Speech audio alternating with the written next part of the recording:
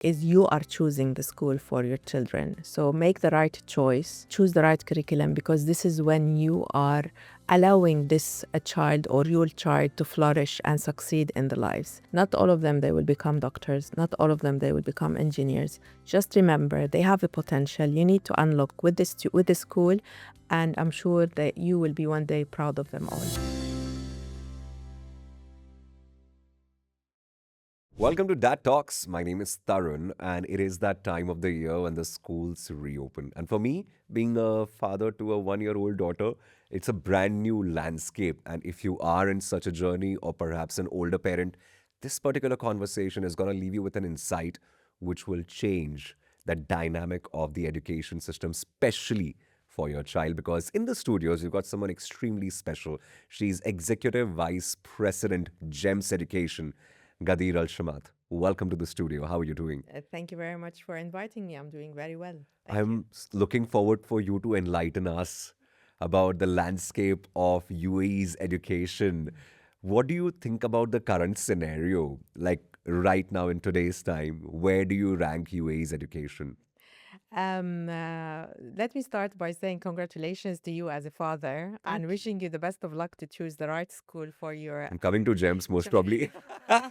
I know it's sometimes very confusing because of the so many options.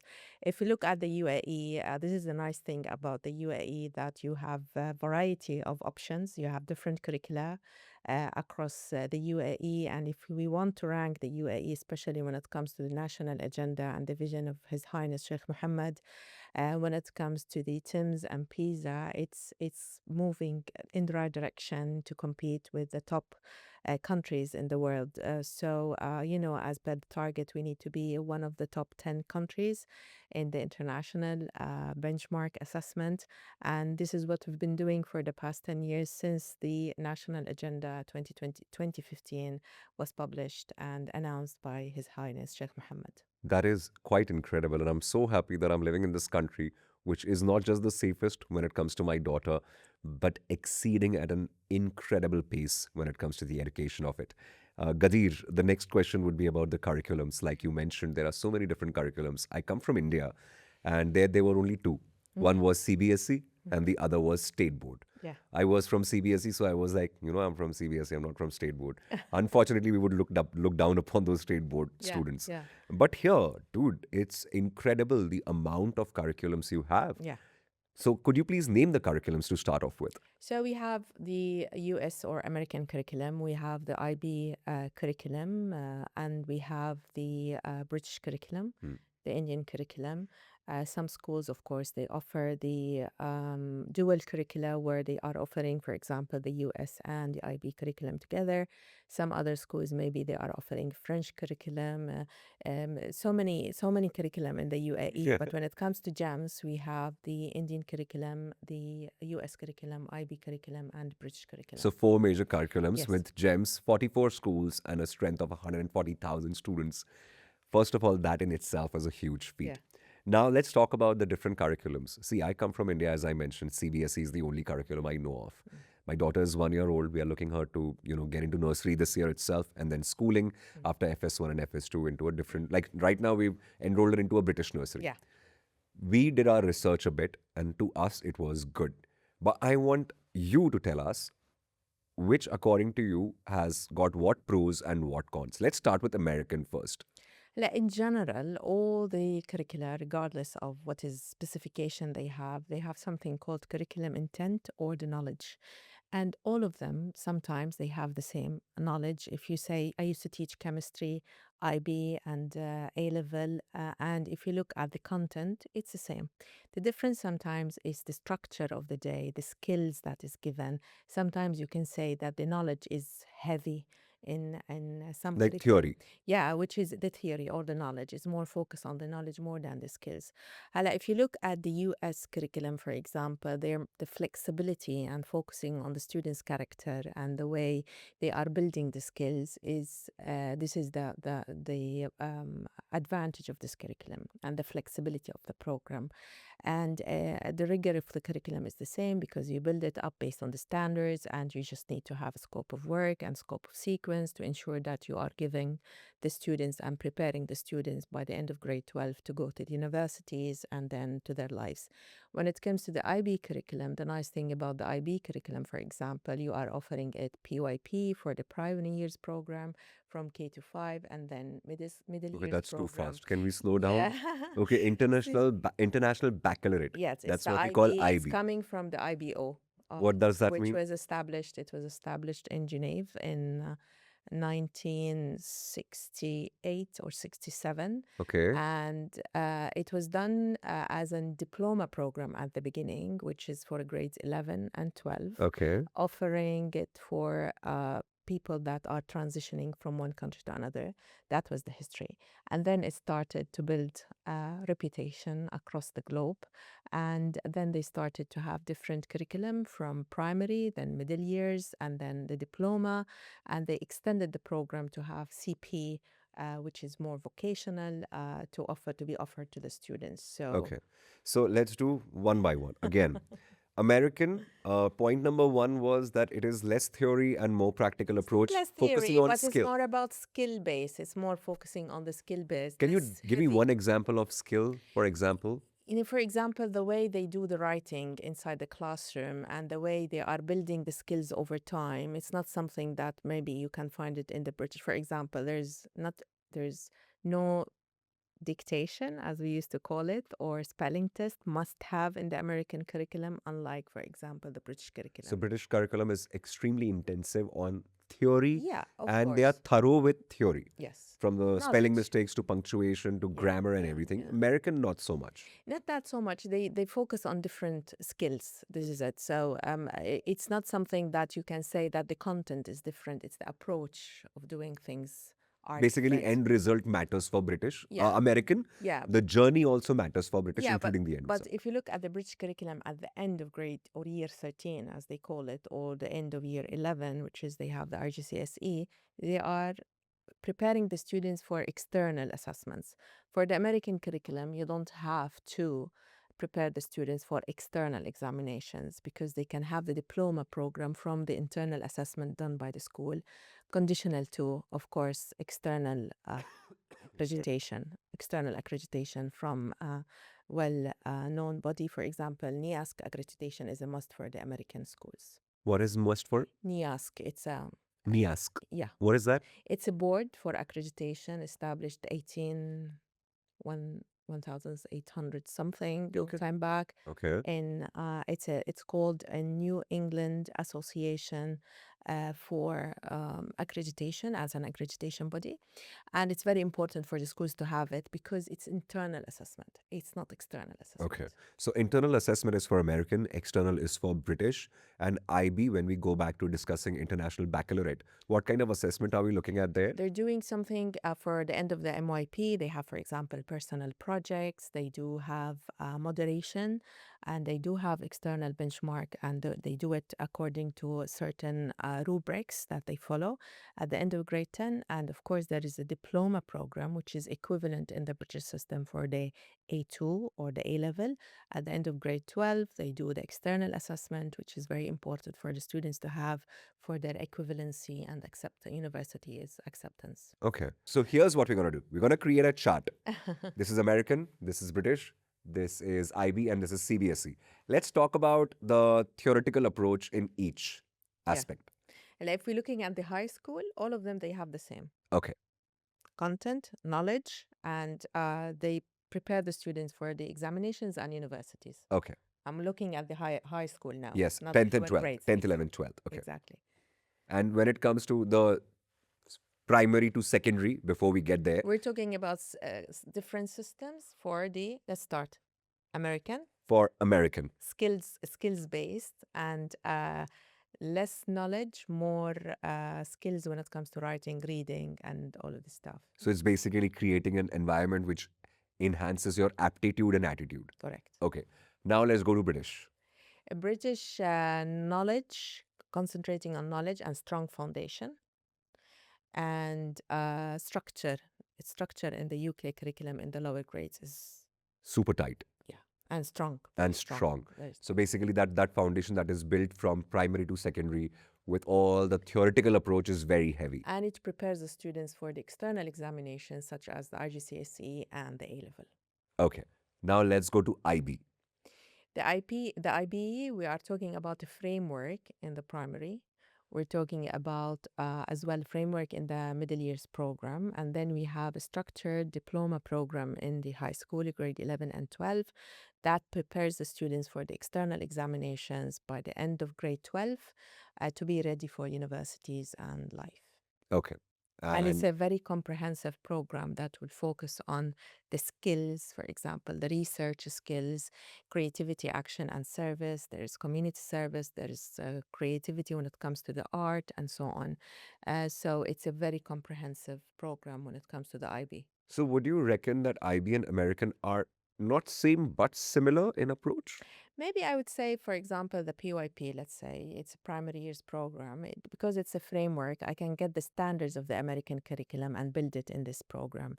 I can get the British curriculum standards and build it in the PYP. I can get, so the flexibility of this program would enable us. However, there are very important essentials and non negotiable as part of the program that we must have, like the IB learner profile and so on, and other skills definitely, and concepts, key concepts, and so on. Okay, lastly, CBSE. CBC is CBC, which according to what I understand, it's more likely examination heavy, knowledge heavy to prepare the students for the external examinations and to get results. Yeah, I've been there. I've done that. It's Yeah, extremely theoretical heavy and it's all about that pressure of examination so that you yeah. can grow in future. Now the biggest question that all the parents have on their minds, which curriculum will get me into the best schools in the world or which get will get my daughter into the best schools in the world? Let's start with you as a new father. Yeah. Once you want to choose your school, you don't look sometimes at the curriculum per se. Okay. Sometimes you look at the location, where are you living? There's something called hidden curriculum, which means the culture of the school. You go to the school, you have a feel that the dress up, the way that the staff is dressing up, Yeah. it's a culture. And I always tell the parents, it's not about the curriculum, it's about the culture you choose for your kids. Where do you want to raise them? If you want to go later on, especially in the high school, and this is when the parents they are becoming more educated about the different curriculum, they would know, no, I will go to the IB, no, I want American, it's so stressful to be in the British, and so on. How would you choose? I always advise the parents. You go to the admission, you go to the universities, and now the students are doing this, by the way. They know exactly what they want. So they go to the website of the university, let's say Harvard, the best school, or the best university, or Oxford, or Cambridge, or UCL, whatever. You go to the admission to check what are the requirements. You would see what is the requirement for the American curriculum, what's the requirement for the IBDP, what's the requirement for the A level, and then you can plan with your child. And I always give advice to the parents to start this exercise as of grade 8 or grade 9, which is year 8 and year 9, or year 9 and year 10, to make sure that they have targets, they have more than one option, and to choose the right curriculum. Because in some cases, what happens from my experience, they want to go to Germany, for instance, for a school in Germany, and then they realize that they didn't meet the requirement of that university. How did you plan? It's very important because the school can offer many subjects. Choose the right subject. Some other parents sometimes they push their kids to do the A level to get results to go to X university. But by the end, they can't take this pressure. So you have other option. This is the nice thing about the UAE. Okay, fine. The UK is not working for my son. Let's go to other option if they can flourish and they can shine and they can get the results. So I would say start with the end of mind. Go to the university and go backward and choose the right curriculum that suits the potential of your child. Don't pressurize much. Make sure that if he can't study medicine, choose something that he can flourish and he can succeed in his life. That's such a beautiful thing you just said. That's such a beautiful thing that you just said because I am of the same thought process, and it's not about pressurizing them. It's just about giving them the options and letting them explore. Yeah, and sometimes they need the guidance of the school. They need your guidance as a parent. It's very important as well to sit with your child and speak about the future. Where do you see yourself in 5 years? What career you're looking for? And especially now, the options are some careers are vanishing, as you know, because of the AI, while others they are flourishing because of the so many changing and the pace is fast. So you don't want your child to study something that does not exist in 10 years' time after graduating. So this is very important discussion that the school, of course, must have as well as the parents. That's a great segue into AI. But before we get into AI, I have another question from you. As you said, UAE is a global melting pot. We have got multiple nationalities, we've got multiple curriculums, and it's not about pressurizing the child to going into what. But again, just to reiterate, it's always good to work backwards, like Ghadeer said here. Figure out the university and then work backwards according to the potential of your child, being the key statement here. Multicultural landscape in the UAE.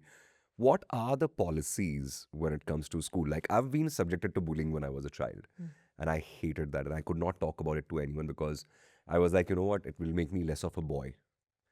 Here in the UAE, where there are so many races, so many ethnicities, what are the policies that you have for anti bullying and anti racism, please? Hello, we start with the UAE. There is a law against racism, which is very important. When it comes to the child protection, we have Wadima law. And when it comes to GEMS, we have health and safety policies that are very rigor and very strong, and safeguarding policies as well, that all of the educators, teachers, senior leaders, everybody, drivers, bus drivers, nannies must be trained about how to protect the children at all times. So this is very important. When it comes to the bullying, by the end, we're talking about the children. And unfortunately, with the social media and the exposure, they want to have a challenge, they want to do something to make fun. So, first of all, we raise awareness about bullying. What is bullying? And even to the parents, we raise awareness because sometimes they overuse the term that is not considered as bullying. And we are sharing the definition of bullying, that is repeatedly doing the things to display a person at all times. So, this is what is bullying, targeted harm, causing targeted harm.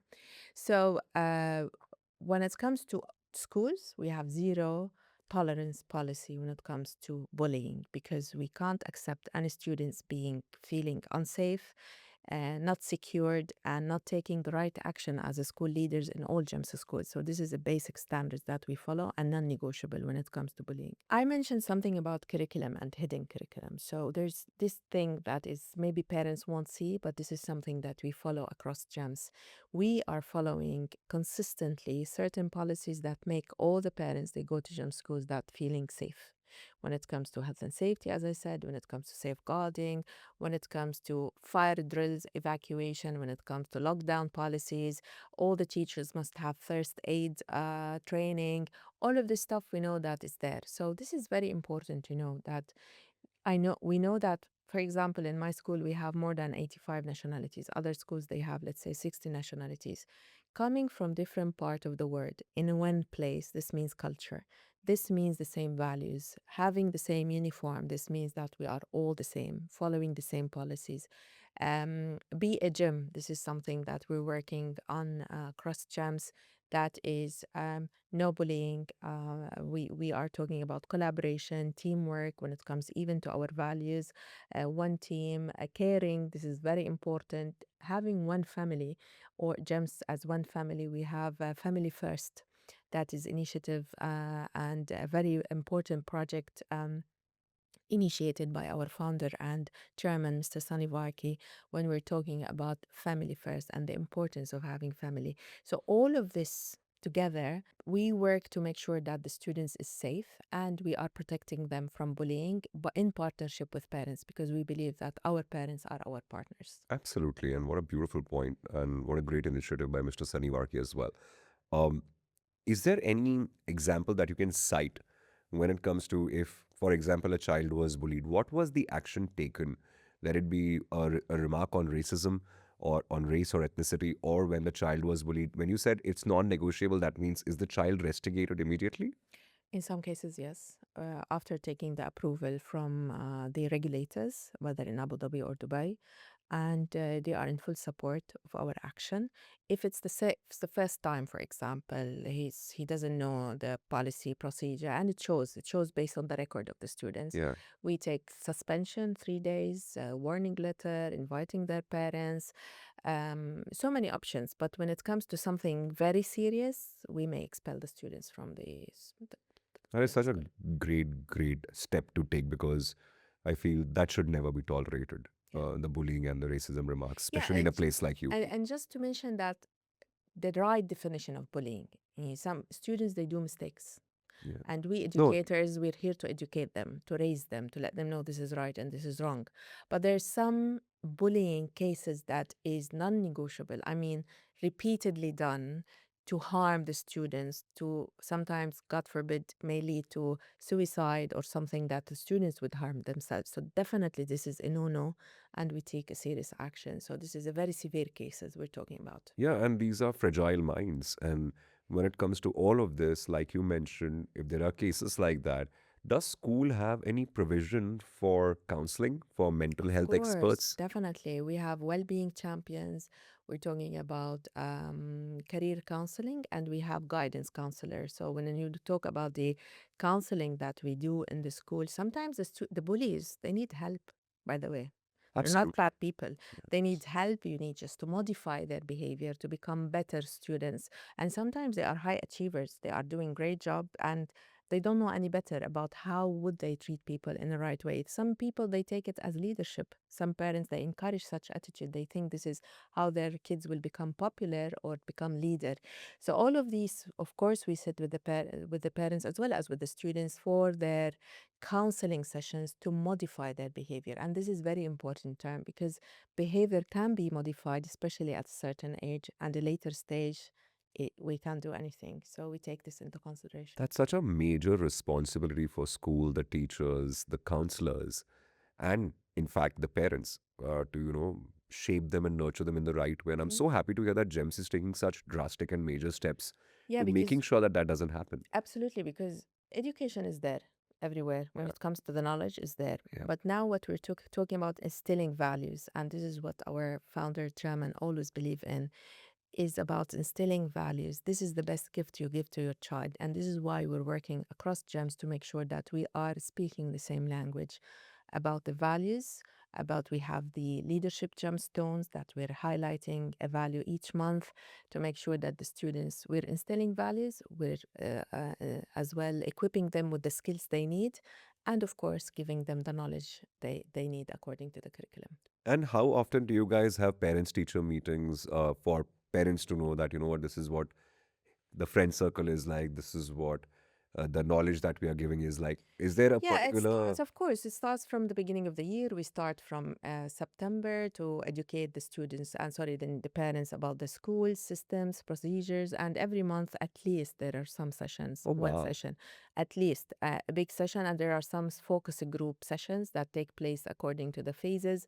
So it's an ongoing meetings happening with the parents. They are our partners. We can't do it alone. Absolutely. So what a wonderful thing to say. Okay, moving on to the big elephant in the room. It's called AI. It is seeping into our lives faster than we ever thought, and I'm pretty sure that the authorities here, they have a vision. His Highness here has a vision, and AI is now going to be integrated in the syllabus of the school as well. Correct. How is the journey? What are we looking at? What are we expecting? This is very important, I believe, decision, and it's decision that is coming from the future. I would say to prepare our students to be aware of the importance of AI, not to be scared of the AI, and how would they choose the right approach instead of, for example, using it for getting the essay done, Yeah. yet using it in a smart way, Yeah, and, yeah, and instead of absolutely. Yeah. using it for cheating, no, we can use it in the right way.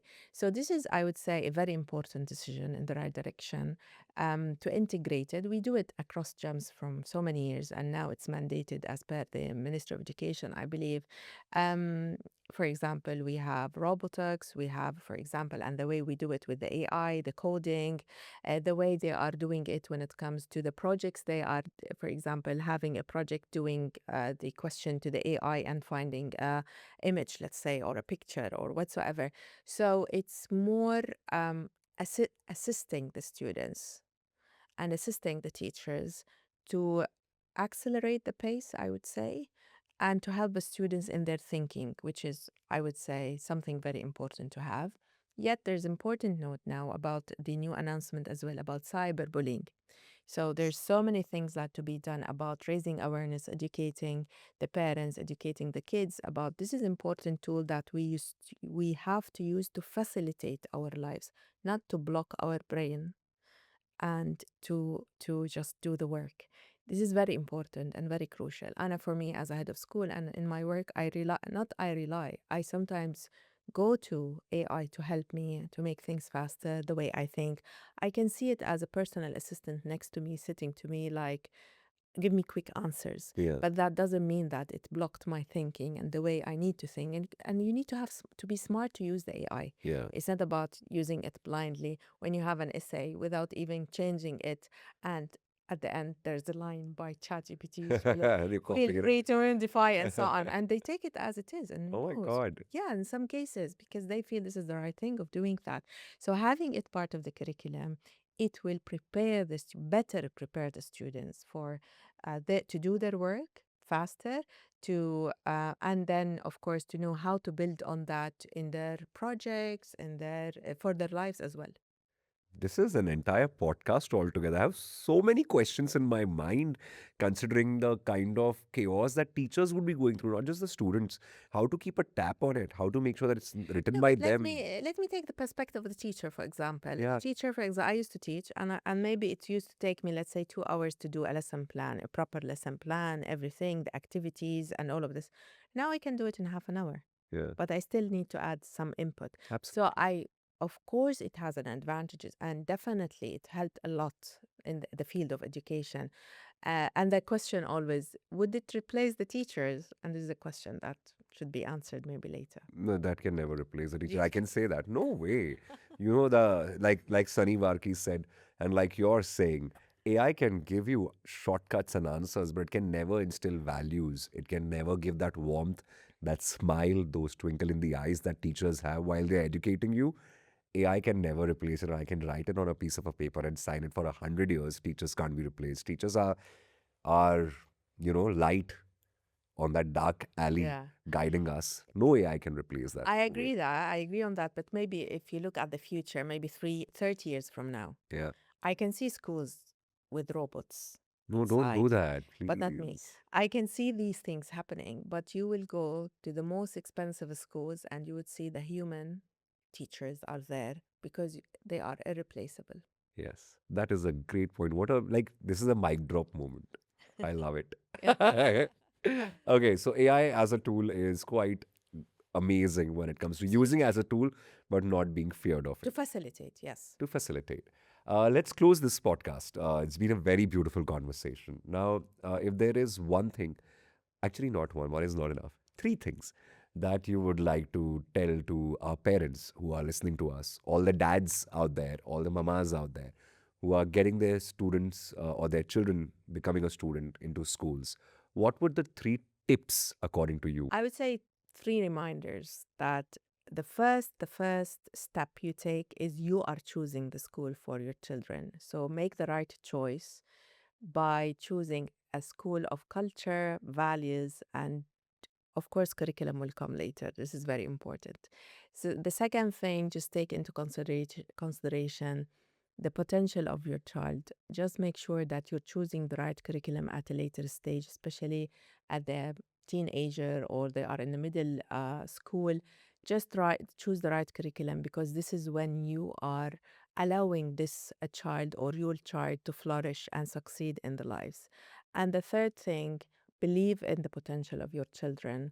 Not all of them they will become doctors, not all of them they will become engineers. Just remember they have a potential you need to unlock with this with the school, and I'm sure that you will be one day proud of them all. No, thank you very much. because you're a dad. So I am a tell you. dad. I'm already proud of my daughter, and I believe in her more than I believe in the universe. So she's everything to me, and I'm just so looking forward to her getting into the real world. It's scary, but I can't wait. I am an educator, and I've been in the field for more than 25 years. Or this is my 25th, maybe. Once I wanted to choose a school for my daughter, I cried because the responsibility is not easy. And I had so many options to the extent I was so confused Same. what to choose. And I believe once I visited the school, and this is another advice maybe to the parents, the moment you visit the school, you would feel that yes, this is where I want my daughter to be or my son to be, and I'm sure that he will be safe in this place, and that's it. It's something I feel because some parents they will like some schools that they don't like others, right? This is normal, Yeah. but it's about the feel that the parents would have for their children. It's amazing that you mentioned this. Why? Because me and my wife, Ashwarya, we looked at some 6, 7 nurseries before we logged on to this one, and we actually went inside those nurseries, saw the classrooms, saw the teachers, met the people who were going to handle our child, saw the kind of crowd that was coming in. And you are so right. You just feel it. Yeah, it's a feel. It's a feeling in your heart that you know what, this is right. So to all the parents, before you decide the curriculum, before you decide the way forward, visit the schools, go and see the facilities, meet the people. And she's right, you will feel it in your heart Yeah, and you will there's a just feel, lock it yeah. in. And something else as well. I always believe, as an educator and as a parent, stones do not make schools. It's the people they do. So the teachers, the people inside the building, the way they speak, the way they talk, this is what makes a school. It's not the stones. You have beautiful places, but by the end you don't have this feel and the culture and the spirit. So this is another advice.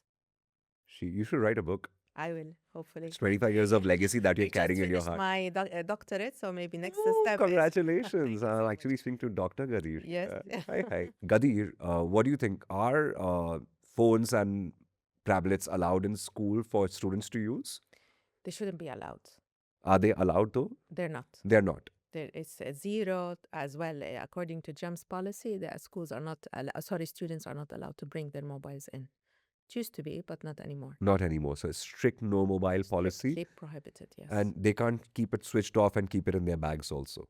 In principle, no, because in schools we have phones, so in case of emergency, we can reach to the parents. So the only reasons they're bringing that they are distracted their education, and now, as per the research, the countries around the world, they're stopping the mobiles from coming from their kids because they can use their tablets in case of their education and learning, but no need to have the mobiles at school. So I, it's unacceptable to bring it to school. so no mobile phones in school, which is a great idea. But when it comes to the tablets, the Wi-Fi network the school has, tablets are used for education.